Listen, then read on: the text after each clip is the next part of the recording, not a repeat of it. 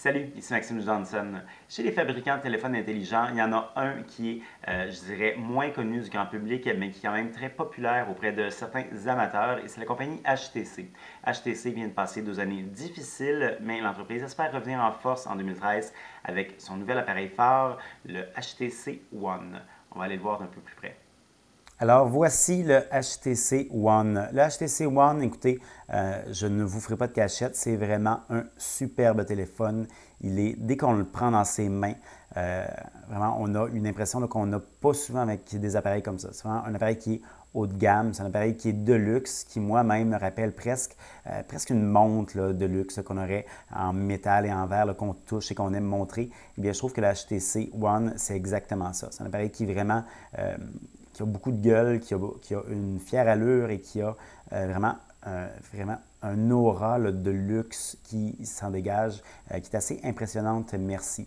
Alors, pourquoi ce luxe-là? Bien, écoutez, deux raisons principales. Premièrement, les matériaux utilisés. Donc, c'est à peu près uniquement là, en verre ici et en métal, donc une espèce d'alliage d'aluminium. C'est vraiment agréable à tenir dans les mains, c'est agréable au toucher. Ce n'est pas 100% métallique. Ici, par exemple, on a quelques barres de plastique ici et sur le côté aussi. Sauf que la façon que c'est conçu, c'est un procédé là, industriel qu'eux appellent zéro gap, donc qui fait que c'est vraiment en une pièce quand même. Donc, ce n'est pas des morceaux de plastique ajoutés à du métal. Donc, on n'a pas l'impression que c'est deux pièces. En fait, c'est seulement une pièce. Donc, c'est vraiment là, je trouve, une belle réussite au niveau technique. Toute la finition aussi est quand même réussie. Là, chaque petit côté, là, chaque petit poli là, sur l'appareil compte. La forme aussi, là, qui est donc courbée derrière, plate devant, et on peut aussi là, incurver ici sur les côtés. Donc, c'est vraiment un très bel appareil. Je dirais, petit inconvénient. Lorsqu'on le tient, donc il est quand même assez grand. C'est un appareil qui est équipé d'un écran de 4,7 pouces. Alors, s'il faut que j'aille, par exemple, cliquer en haut à droite, c'est difficile, il faut que je bouge un peu. Et là, notre position, on perd un peu de fermeté, je dirais. D'après moi, là, si vous êtes maladroit, les risques de l'échapper sont quand même présents. Les autres choses qu'on observe aussi sur l'extérieur de l'appareil, écoutez, c'est ici ces deux grands haut-parleurs, donc ces deux grands haut-parleurs stéréo qui fonctionnent, ma foi, très bien. Le son est puissant. Le son pour un téléphone est quand même riche. Honnêtement, je n'aurais aucun problème à écouter un film au complet avec seulement les haut-parleurs externes. Et pourtant, je dirais que je suis assez difficile avec le son. Quand le son ne me convient pas, j'aime pas ça. Et là, donc, c'est convenable. Pour la musique aussi, c'est quand même un surprenamment bon son. En fait, ça va être un son qui va être aussi bon, par exemple, que si on a des petits haut-parleurs externes comme ceux-là. C'est vraiment là, de ce niveau-là. Donc, ça, c'est assez impressionnant. Alors, ce qu'on voit ici aussi, on a un appareil photo numérique de 4 mégapixels. En fait, c'est des ultra-pixels, donc on va y revenir un petit peu plus loin avec un grand objectif f2.0. On a ici un second microphone qui enregistre les bruits ambiants. Comme ça, lorsqu'on parle dans ce microphone-ci, donc le téléphone annule les bruits ambiants, ce qui permet de se faire entendre plus clairement. On a aussi un appareil photo de 2,1 mégapixels à l'avant. On a un bouton on-off qui est aussi un émetteur-récepteur infrarouge. On y reviendra un petit peu plus loin. Et donc, dernier détail que je voulais vous montrer, on a un agencement de boutons capacitif ici. En fait, on a seulement deux boutons ici. Le HTC, le logo, ce n'est pas quelque chose qu'on peut toucher, donc du moins pas pour le moment. Alors, ce qu'on a ici, c'est un bouton pour revenir en arrière, donc qui fonctionne comme n'importe quel bouton, le revenir en arrière. Et on a ici le Home qui permet soit lorsqu'on pèse une fois de revenir sur son écran d'accueil, lorsqu'on pèse deux fois d'activer le mode multitâche et lorsqu'on pèse une fois longue d'activer Google Now, qui est une fonction quand même assez populaire là, des versions récentes d'Android. Donc, je dirais qu'à la première utilisation, c'est un peu embêtant, surtout le fait que le bouton Home n'est pas au centre.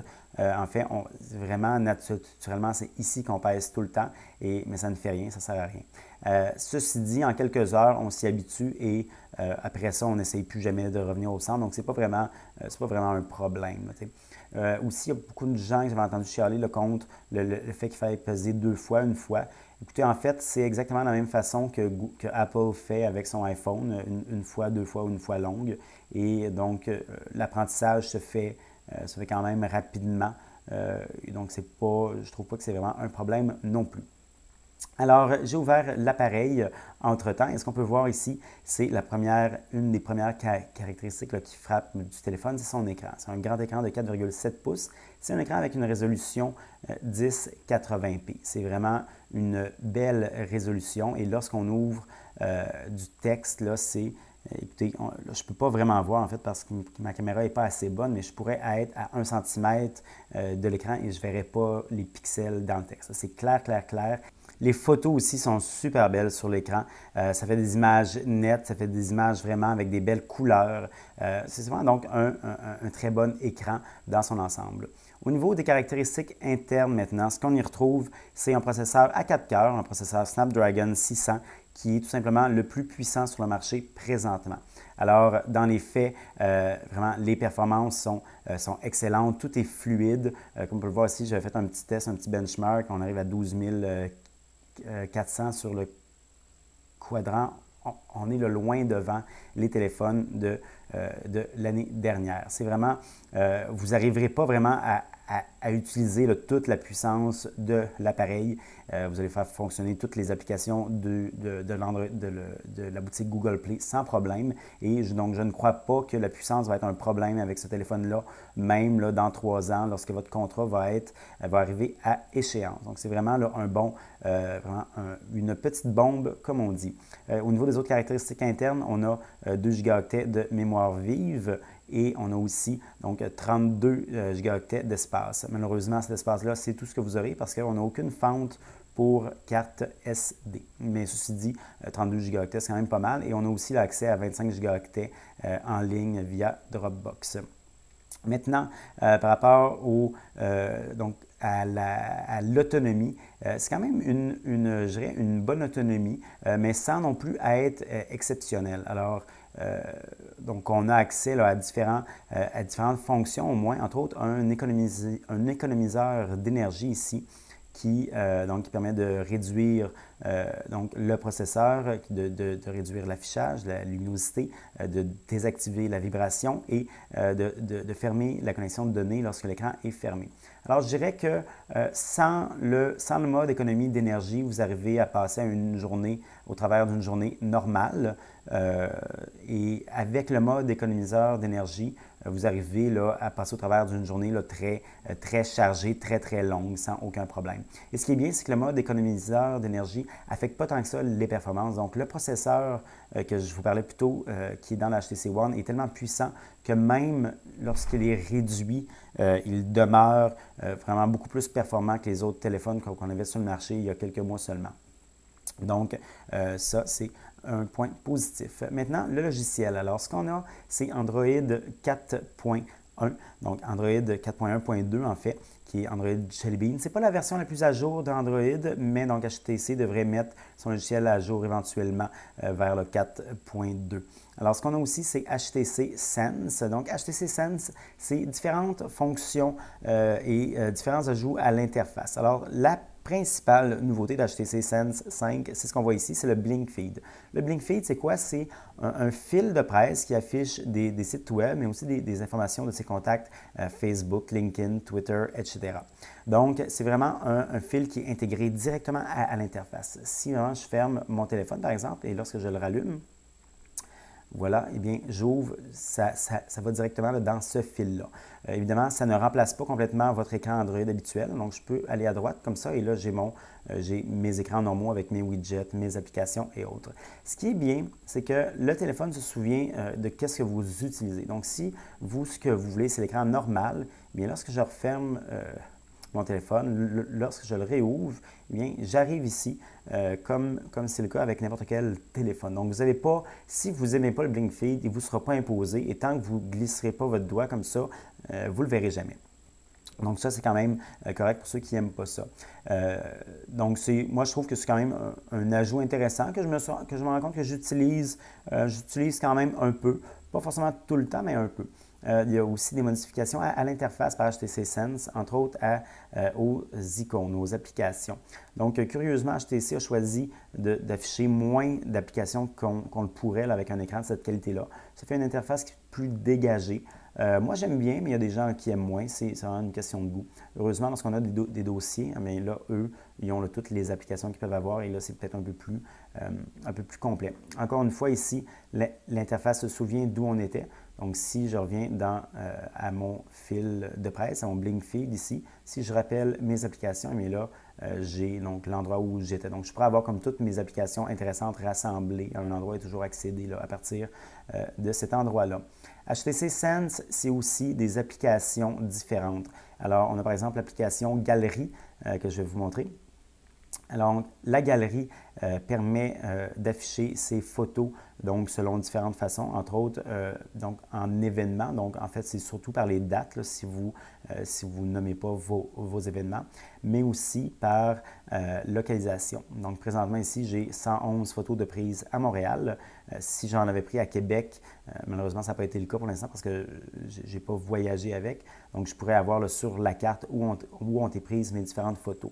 Après 2 semaines, comme c'est le cas ici, ce n'est pas très intéressant, mais si ça fait 3 ans que vous avez votre téléphone et que vous avez pris des photos partout, vraiment pour les retrouver, c'est beaucoup plus pratique là, que de simplement avoir une longue liste.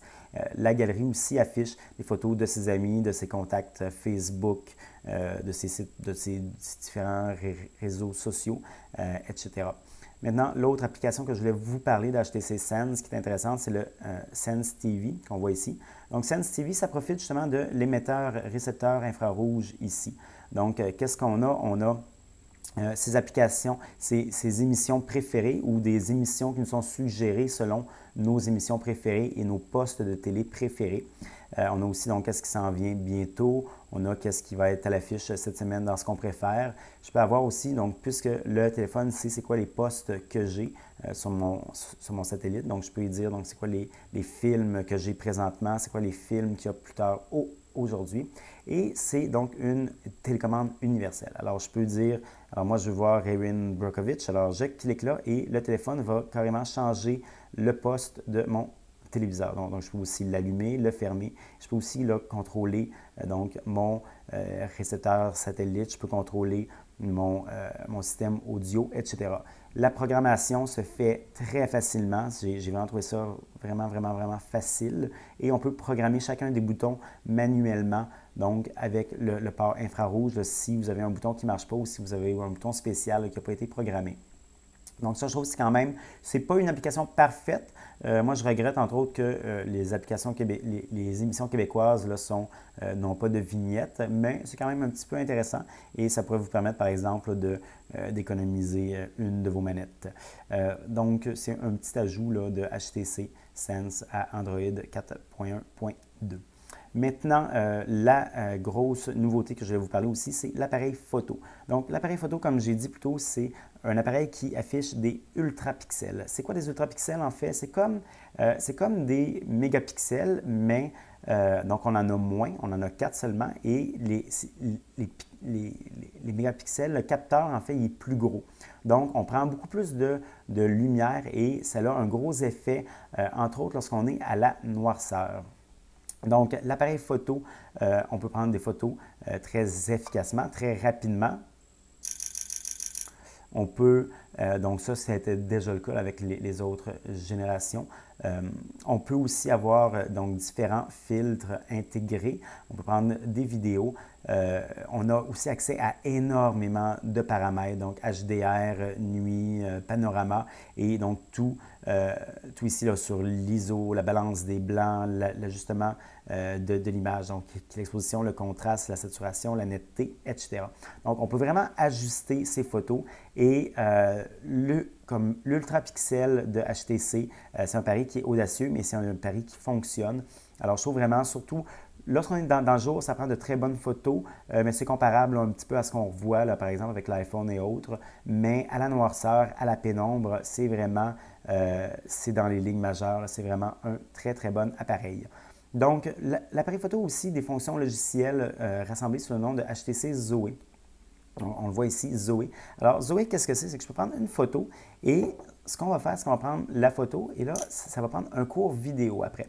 Donc, pourquoi est-ce que ça prend un court vidéo? C'est que les informations avec ce vidéo-là permettent de faire un certain traitement de l'image.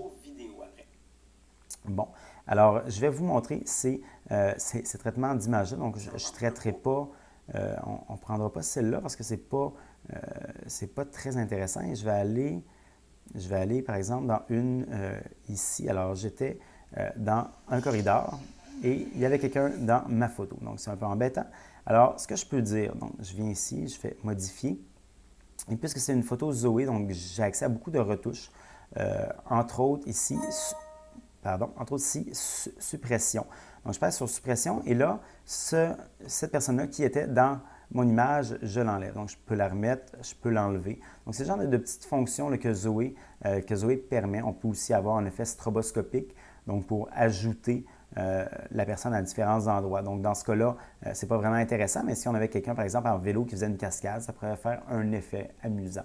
Donc, c'est pas, je ne crois pas que c'est vraiment quelque chose qui est révolutionnaire. Je ne crois pas que c'est quelque chose que tout le monde va utiliser, mais HTC Zoé, vraiment, je trouve que ça fait un effet, ça fait du moins une option de plus qui permet là, vraiment de s'amuser avec l'appareil. Donc, honnêtement, peut-être le seul point négatif de l'appareil photo, je dirais, comme on peut le voir ici, il est un peu sale. Donc, il devient sale rapidement lorsqu'on s'en sert. Donc, il faut vraiment toujours le laver avant de prendre ses photos. C'est selon moi le seul problème parce que sinon, ça prend vraiment là, de très, très bonnes photos. C'est vraiment clairement parmi là, les meilleurs sur le marché à ce niveau-là. Ceci dit, il faut être conscient que puisqu'on n'a seulement que 4 mégapixels ou plutôt 4 ultrapixels, les photos que vous allez prendre vont être un petit peu plus petites. Donc, si vous les imprimez, vous allez être limité pas mal à un petit format. Là. Vous ne pourrez pas imprimer un 8 par 12. Ceci dit, est-ce qu'il y a vraiment des gens qui impriment des grosses photos avec les photos prises sur leur téléphone? Moi, je ne pense pas vraiment. Vous l'aurez compris, j'ai beaucoup aimé le HTC One. Je crois que c'est un appareil qui est performant, c'est un appareil qui est complet, c'est un appareil qui est vraiment joli. C'est un beau design, c'est une belle finition. C'est un téléphone qu'on aime prendre dans nos mains, qu'on aime montrer. En fait, je crois que HTC va peut-être réussir à faire quelque chose qu'Apple fait bien, c'est-à-dire à créer un fort sentiment d'appartenance entre l'utilisateur et son téléphone. Si vraiment c'est le cas, ça va être vraiment tout un beau coup pour HTC. Est-ce que le téléphone est parfait? Non. On sait qu'il y a certains autres téléphones sur le marché, entre autres le Samsung Galaxy S4 qui offre quelques avantages par rapport au HTC One. Par exemple, sa pile amovible et une fente pour 4 SD. Ceci dit, on a juste à voir le succès de l'iPhone pour se convaincre que ces deux avantages-là, ce n'est pas la fin du monde non plus. Alors, je crois que HTC a vraiment un bon appareil là, pour se remettre sur les rails. Un appareil qui, comme j'ai dit, là, devrait plaire beaucoup à ses utilisateurs. Un appareil qui prend aussi certains paris audacieux, celui, entre autres, de l'appareil photo avec ses ultrapixels. Et c'est des paris audacieux qui fonctionnent. Donc, c'est vraiment, c'est tout à leur honneur. Alors, le HTC One devrait être lancé au Canada le 19 avril. On va le retrouver éventuellement chez Rogers, TELUS, Bell et Virgin Mobile. Pour avoir plus d'informations, j'invite à consulter mon site web maximejohnson.com/techno.